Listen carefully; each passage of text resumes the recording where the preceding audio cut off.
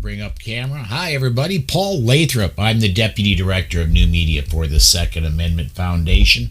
This is the Daily Bullet for the 27th of May, 2021. Joining me again today, Amanda Suffolcool from Eye on the Target Radio.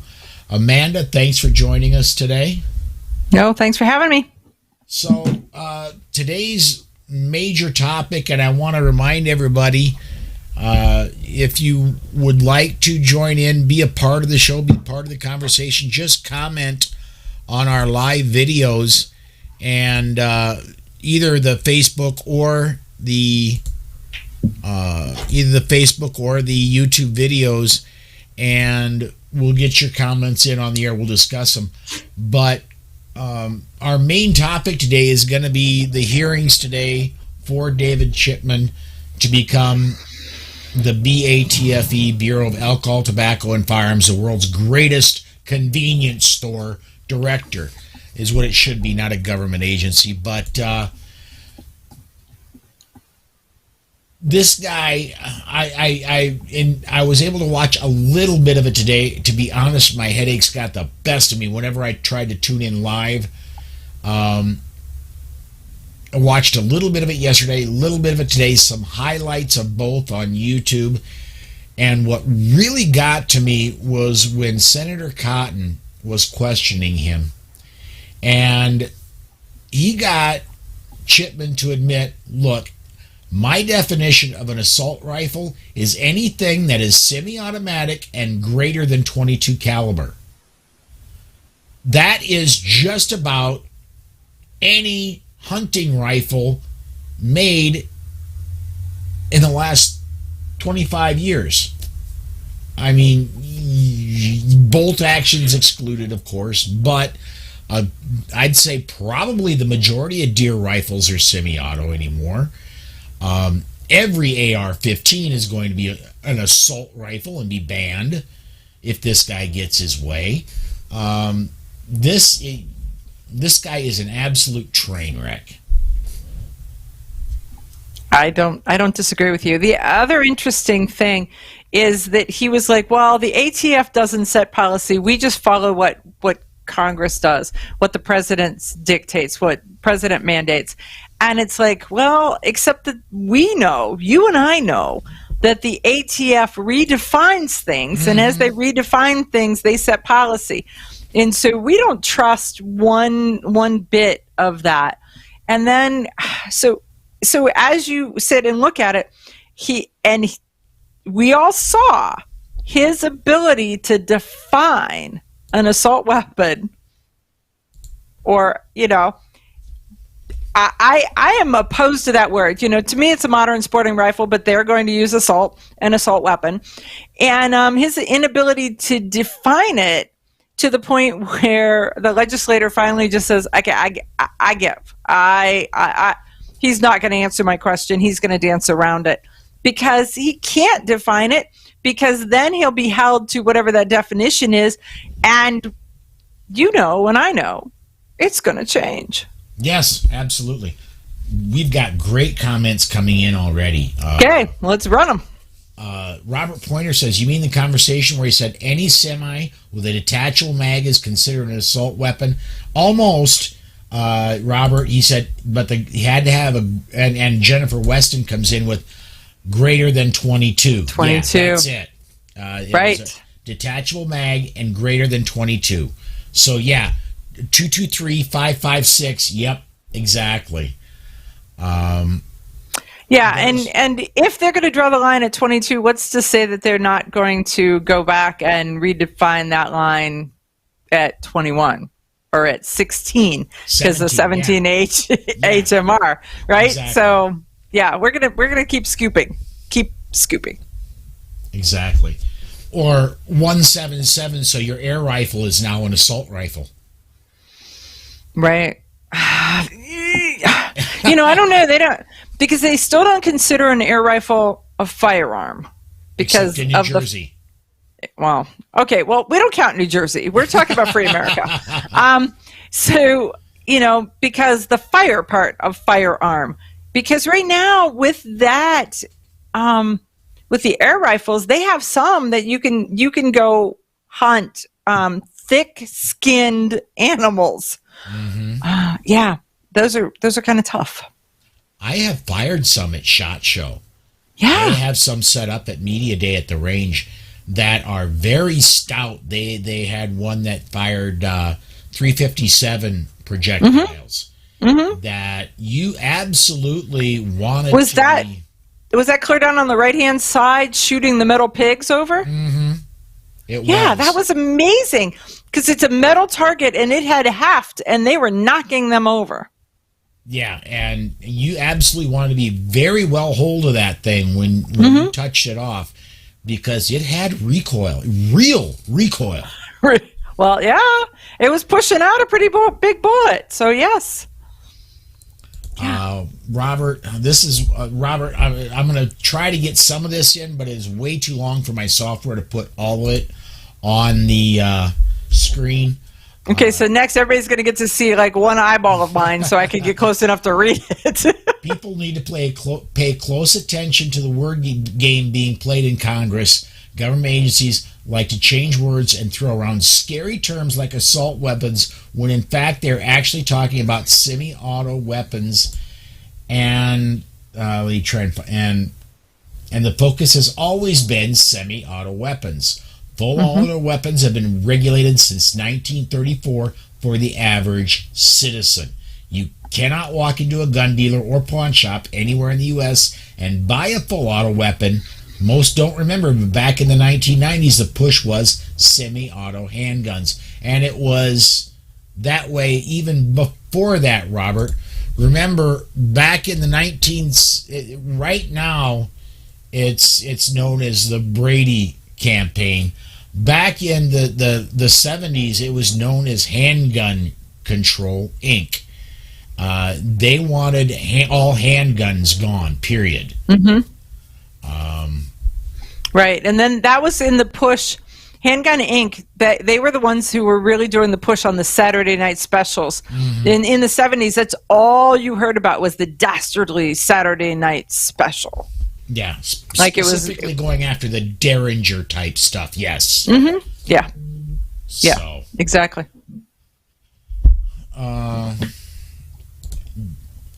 Jeff Keith says, didn't think of it that he won't answer since he'll be held to the definition he gives. Do you think he actually knows the legal definition but refuses to answer at the advice of others? Yeah, I don't know. You know, in watching it, the amount I did, the guy appears to me just to be about a half a step off of totally unhinged. No, I just think he's a pencil pusher who has aspirations of a high government office, and that he is bought into the anti-gun agenda, and he's just a rah guy, and that's why he got the nod, because he had worked for the ATF for 25 years, so that would appease some people. And the fact that he then worked for the Brady campaign, Everytown for Gun Safety, and Shot Spotter, so that will appease the other side. And a lot of the pro-gun people, only heard that he worked for the ATF and he's being nominated for its head position. Until you started digging, and then you found out that he can't hold a job, and he moves from job to job to job, and now he wants the big job. And Dick Durbin was giving him advice, told him it was going to be a bumpy ride, but if he really wanted it, hang on tight, and we'll get you there, kid. Yeah. Right? If Dick Durbin is on his side, I am not. And you've interacted with Dick Durbin. In your his mother knew when she named him. Ha! Okay.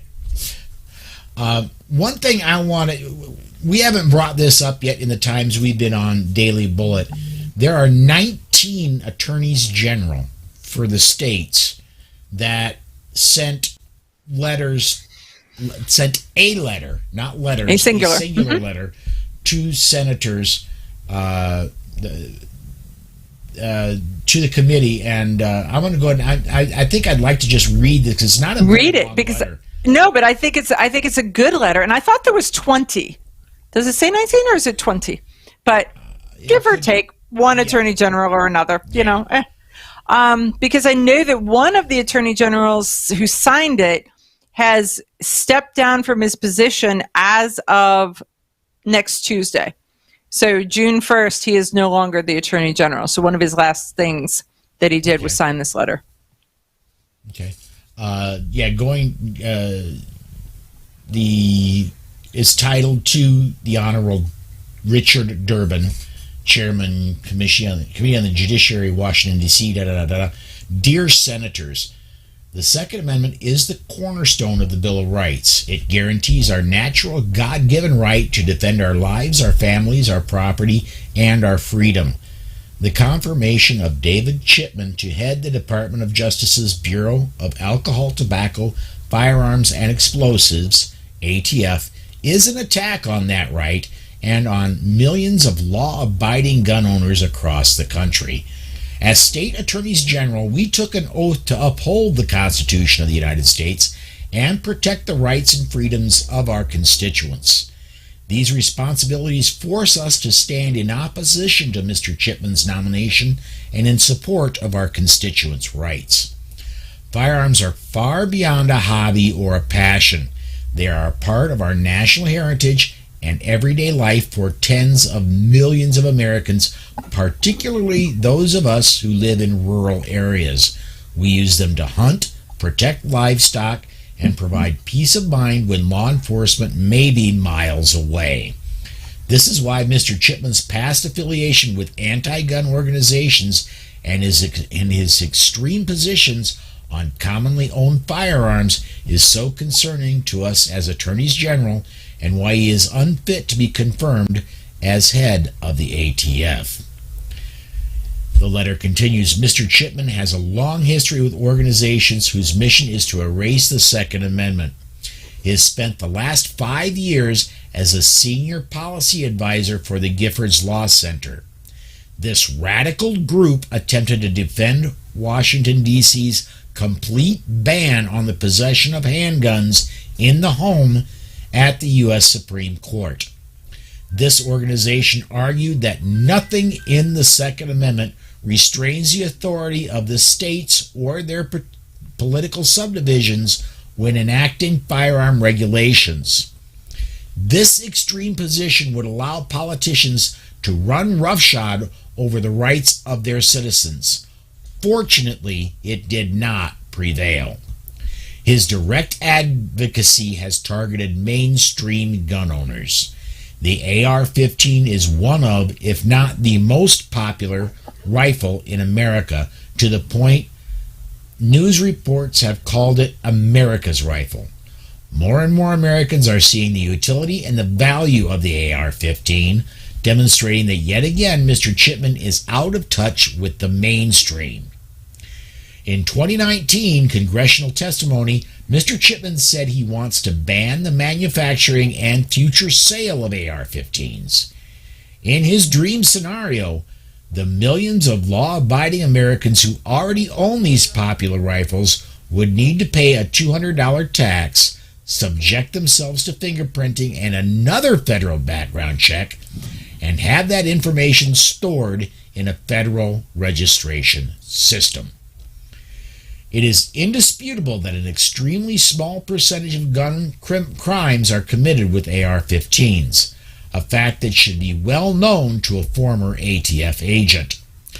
Given Mr. Chipman's radical views and disdain for the facts, it is not a stretch to wonder if he wants gun owners of any type of firearm placed in a government registry. More people are murdered with sharp object than with any type of rifle. Does he believe the letter openers should also be taxed and registered? The ATF has an important role to play in upholding the public safety of communities around the country. Its agents deserve a director who will inspire confidence from the people they serve. Given Mr. Chipman's history of anti-gun lobbying and political activism, Americans cannot be reasonably expected to believe he will be an unbiased enforcer of current laws. As chief law enforcement or legal officers in our respective states, We are concerned that Mr. Chipman will make Americans less safe by diverting ATF resources to attack the rights of law-abiding gun owners instead of cracking down on violent criminals and criminal organizations. Mr. Chipman has a First Amendment right as a private citizen to work for these political organizations and to lobby for the taxation, registration, and even confiscation of firearms. Americans likewise have the Second Amendment to protect their God-given rights to keep and bear arms. Accordingly, we ask you to oppose Mr. Chipman's confirmation to this important position and demand President Biden nominate someone who is not hostile to our rights and way of life. And let's see, 1, 2, 3, 4, 5, 6, 7, 8, 9, 10, 11, 12, 13, 14, 15, 16, 17, 18, 19, 20. There are 20 of them, and I believe Jason Ravensborg is stepping down from South Dakota, so I believe you're right. Yeah, that was a little bit, and I've certainly used my breath there a little bit, but it's a great letter. It's an absolute great letter, and I love the line, his disdain for the truth. Okay. They didn't say he's a stinking liar, but he's a stinking liar. He is. He absolutely is. Yeah. So I have a question for our listeners. Have you guys seen that letter? Did you know it existed? Because I don't think that the news has done a great job of letting people know that your attorney general is fighting for your rights. And frankly, if you're in one of the states that's one of those 20, your attorney general deserves a kudos email from you to them saying, rah, rah, thank you. I want to get this one in here fast. Hunter Collins says, I lost mine in hunting accident and the bears are using it now. So Hunter, now you see you have the right to bear arms, but now you're arming bears. So very cool. Bears are bearing arms. Exactly. I have to say though, Hunter, if there's a time when you lose it in a boating accident or a hunting accident, that's probably the time when you need it the most. Mm-hmm. Charlie Chambers says, I really enjoy my Sons of Liberty Gunworks AR-15 pistol. Yep. I really like my Smith & Wesson M&P 15 too. I've got a AR in the other room that I really enjoy. I'll probably bring it out to the Mag 40 and do some plinking on the side. D, in response to your question, Amanda, D said, no, I didn't know about the letter. Is the Attorney General from Oklahoma? Let me look. I think so. I don't know. Yeah, it wouldn't. The software that they used to publish the letter wouldn't let me print it. So I'm depending on Paul with his multiple monitors as opposed to me with one monitor and a giant eyeball. Yeah. Mike Hunter, Attorney General of Oklahoma, is a signature to that letter. Yes. There you go, D. Your guy's in there. My guy's in there. Paul's guy's in there. Look at that. We are all in the good Attorney General club. David Wilcox says all he's heard is law enforcement is endorsing Chipman. I would say that very little law enforcement, except for the very upper echelon that is appointed, not elected. I would guess that it would be like where Miami had the audacity to send a letter to Texas telling Texas not to have constitutional carry. And so I would believe that those same Miami people are saying, rah, rah, Chipman, and bad Texas, bad Texas. And I want to add this. It's not too late. I want you to get on the phone, especially if your senator is on the Judiciary Committee. Right. And in the not too yeah, let's talk about what the not too late part, because there's process. This is a process, and it's a long, drawn-out process, but it's a process. Mm-hmm. So lay out what the process exactly is and where we are in it. There is public testimony, and that happened yesterday and today. And that is done.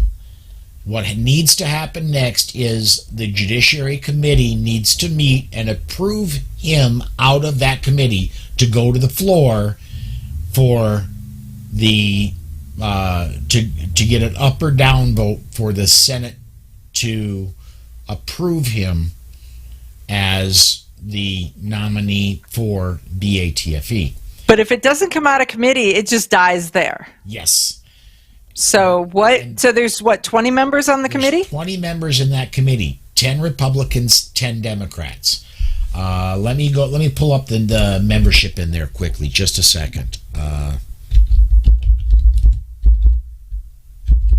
So, and we're pretty sure that we know where the Democrats are. So it's the 10 Republicans that we need, all 10 of them, not to step over party lines. Right. Really. Over this 2A line. Yeah. The Democrat members, I don't think we're going to swing any. Patrick Leahy out of Vermont, Dianne Feinstein out of California, Sheldon Whitehouse out of Rhode Island, Christopher Coons, Delaware, Richard Blumenthal, Connecticut, Cory Booker of New Jersey, John Ossoff out of Georgia, Alex Padilla, California, Mazie Hirono, Hawaii, and Amy Klobuchar out of Minnesota. What we need to make sure is that no Republicans slip, and those are the Republicans in that committee are Lindsey Graham out of South Carolina. He's solid. John Cornyn, Texas, he's solid. Ted Cruz, Texas, again solid. Mike Lee is more solid than the others. Utah.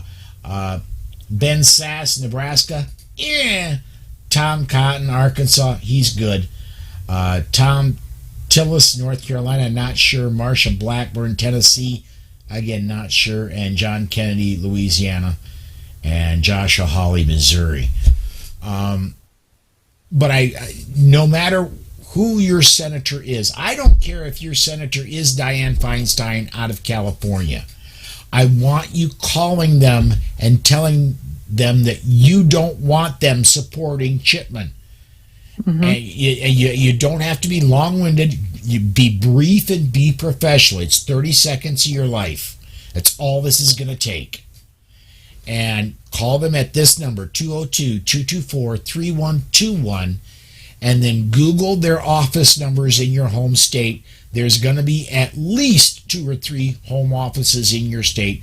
Call those numbers in your home state. It's going to be 3 to 4 minutes out of your life, and you'll be able to make 3 to 4 check marks that let your senator know that you really, really, really don't want this to happen. Really? Yeah, really, really. And so this... Robert says, let me get back over here. John Cornyn is not solid. He's a rhino. Okay. Right, but where is he on Second Amendment? I mean, yeah. I mean, because there's other stuff that they can slip on, but they could be solid in one area and slidey on another. Yes. Robert Pointer said, Adrian Garcia is an idiot. We're glad he's in Miami now. I take it Robert is in Texas. Got it. If Chipman gets confirmed, Dianne, I love Dianne's comments. If Chipman gets confirmed and he does ban all semi-auto rifles, my question is, if this happens, wouldn't there be lawsuits regarding this issue? Oh, Dianne, big time. Before the ink is dry, I will guarantee you my boss will be in court. So the question is, are you a member of Second Amendment Foundation? Lifetime membership is $150. It is well worth the money and the time spent there. So seriously think about that, because they're in this fight and they're fighting for us. And Robert confirms that he is indeed in Texas. Yep. Congratulations. Starting in August, dude, you don't need a carry permit. Right? Very cool. Yeah. Yep. He's number 21. Yes. Accomplishment. Yeah. Ohio's gonna get there someday, maybe. I don't know. You know, we got another 19 states to go before Ohio says maybe I'll dip my toe in the water. Not saying it's not a brave state, but you'll get there. Not a brave state. I'm sure Ohio will be there before Illinois. Just barely squeak it through. I'm telling you. Right. Yeah, it's crazy. It is crazy. I thought we were more conservative than we really are, and it's like, wow, I'm amazed sometimes about this state, because they're like, where Ohio goes, so goes the nation. Only in elections, not in politics, not in legislation at all. It's like Ohio's like, wait for me. That would be it, you know? You've got Cleveland, though. I mean... We got all the C's. We've got Cleveland, Cincinnati, Columbus. For some reason, all big cities in Ohio start with a C. Okay. Makes no sense. Yeah. Well, I think we're gonna go counter to what we usually do. We're at 26. Yeah. I think we're gonna shut this one down early rather than going late. Okay. So, well, I think we need to cover today. I don't think that there's anything else of depth and substance on this man besides we don't want him, stomp our feet. That's kind of it. That he would be the worst thing to happen to the BATFE since it became a federal agency. Right. So I still think it needs to be a convenience store, not a federal agency. I think it sounds like a party. Yes. Actually. Yeah. Absolutely.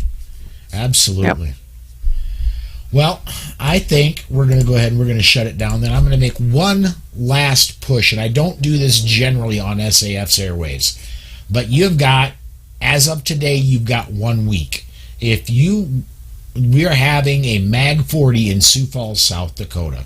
That is the Masada Ube Group training. If you are interested in getting the best handgun training in the country, bar none, get a hold of Susan at politicsandguns.com. 1 week from today, Thursday, Friday, Saturday, Sunday, June 3rd through the 6th is the training. And Amanda's going to be there. I'm going to be there. Charlie Cook of Riding Shotgun with Charlie. A whole bunch of other people. Robin Sandoval from A Girl and a Gun is going to be there. A lot of great people are going to be taking this training. You can be there too. Get a hold of Susan if you're interested in getting that training. She'll let you know everything you need to know and get you signed up. For me, that's going to do it for us today. And tomorrow, I've been waiting for this ever since my medical problems started. Join us again tomorrow. Mike and Alex Uli are joining us again tomorrow. And the topic is going to be the New York State Rifle and Pistol Association suit, NYSRA versus Corlett. And I've been really looking forward to talking about them and digging deeply into that one again. Come join us again tomorrow, 5 p.m. Central Time. Until then, everybody, thanks for watching. Thanks for commenting and for connecting.